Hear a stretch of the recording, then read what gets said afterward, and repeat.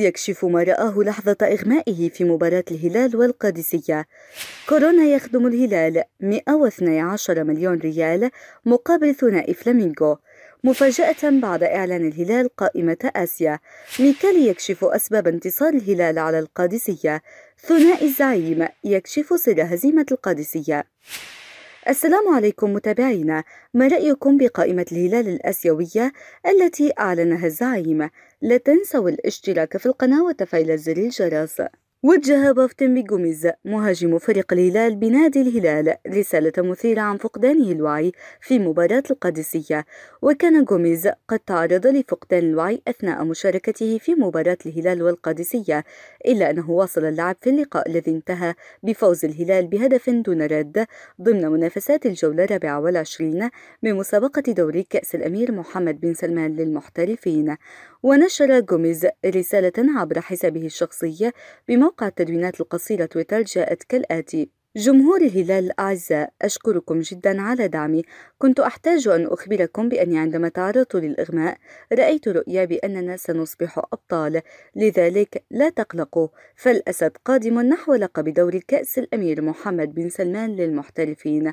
واصلوا دعمنا لأننا نكون أقوى حينما نكون سويا. ويتزعم الهلال صدارة دوري المحترفين برصيد 48 نقطة بفارق 3 نقاط عن الشباب الوصيف قبل 6 جولات على نهاية المسابقة.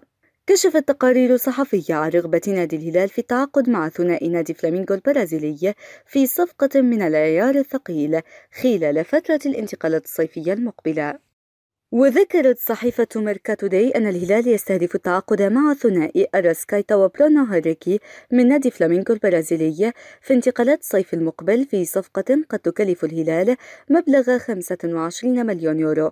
وأضاف التقرير أن الهلال قدم عرضا بقيمة 64 مليون ريال برازيلي، حوالي 9 ملايين يورو، لضم برونو هاريكي في فترة الانتقالات الشتوية الماضية، إلا أن إدارة فلامينغو رفضت العرض. وتمر إدارة نادي فلامينغو بأزمة مالية في ظل انخفاض الإيرادات بسبب جائحة كورونا، ليصبح النادي في أزمة بين رواتب اللاعبين والمقابل المادي لفسخ التعاقد من أجل تقليل النفقات. وجه الإعلامي الرياضي خالد القحطاني رسالة انتقاد إلى البرازيلي روجيرو ميكالي المدير الفني للفريق الأول لكرة القدم بنادي الهلال على خلفية الإعلان عن قائمة الفريق المشاركة ببطولة دوري أبطال آسيا 2021.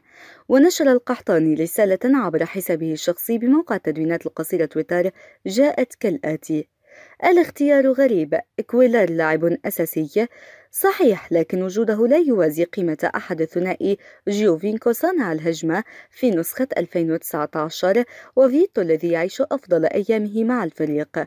الدخول بدون أحدهم هو تقليل لصنعة الهجمة الهلالية، ولا أتوقع أن يصبر الهلال على ذلك إلى نهاية البطولة بدون أن يعدل القائمة. علق روجيرو ميكالي المدير الفني لنادي الهلال على فوز فريقه أمام القادسية بدور المحترفين. وحقق الفريق الأول لكرة القدم بنادي الهلال الفوز على ضيفه القادسية بهدف دون رد ضمن مباريات الجولة 24 من عمر دوري كأس الأمير محمد بن سلمان للمحترفين. وفي تصريحات صحفية قال ميكالي: مباراة صعبة وكنا نعلم ذلك قبل خوض اللقاء، وتسجيل الهدف سهل المباراة، واشتغلنا على ذلك وتحقق الانتصار في النهاية وأصبح فارق النقاط لنا.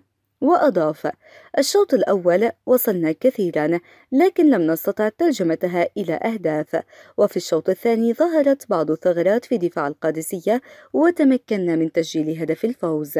كشف ثنائي الهلال المتمثل في متعب المفرج ومحمد البريك سر فوز الزعيم على القادسية والقبض على صدارة الدوري السعودي للمحترفين في الوقت الذي قدم فيه الشباب هدية ثمينة. وحقق الهلال فوزا صعبا على القادسية بهدف دون رد في المباراة التي جمعتهما مساء أمس السبت ضمن منافسات الجولة 24 من بطولة دوري كأس الأمير محمد بن سلمان.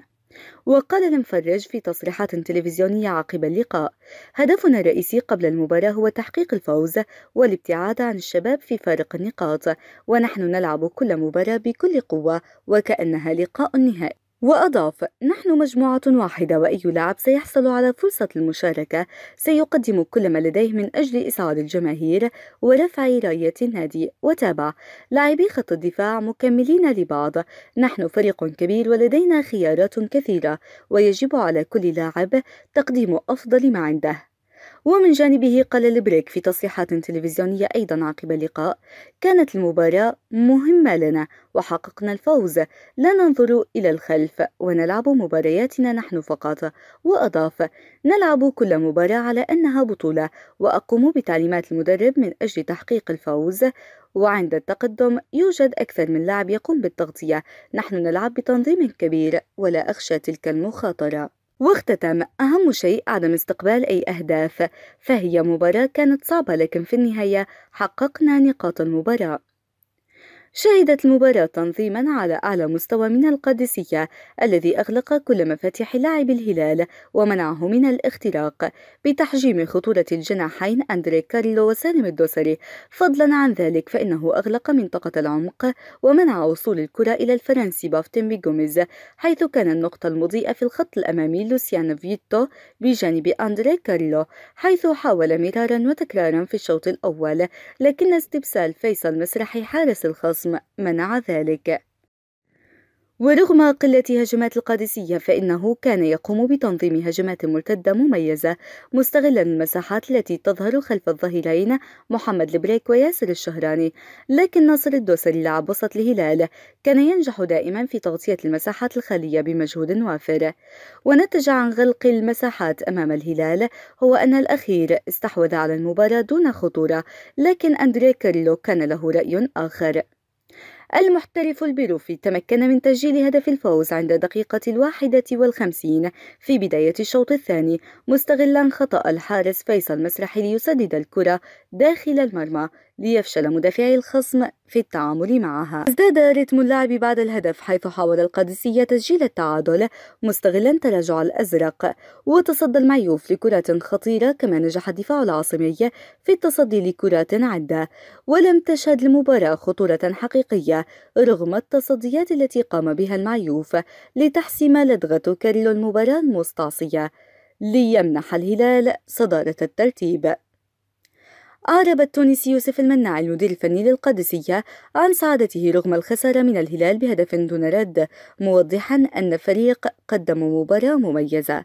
وقال المناعي: أنا سعيد بالمستوى الذي ظهر به أمام الهلال، فقد أوقفنا خطورة لاعبيه ونجحنا في التعامل مع المباراة بشكل رائع. وأضاف: لأول مرة لم يحصل الهلال على الفرص التي اعتاد عليها، نحن لعبنا معه الند بالند وقدمنا كل ما لدينا. واختتم: فريق الهلال عندما يكون منتشيا يلعب بكل قوته عكس فرق الوسط، لكننا خسرنا في النهاية، وهذه هي كرة القدم.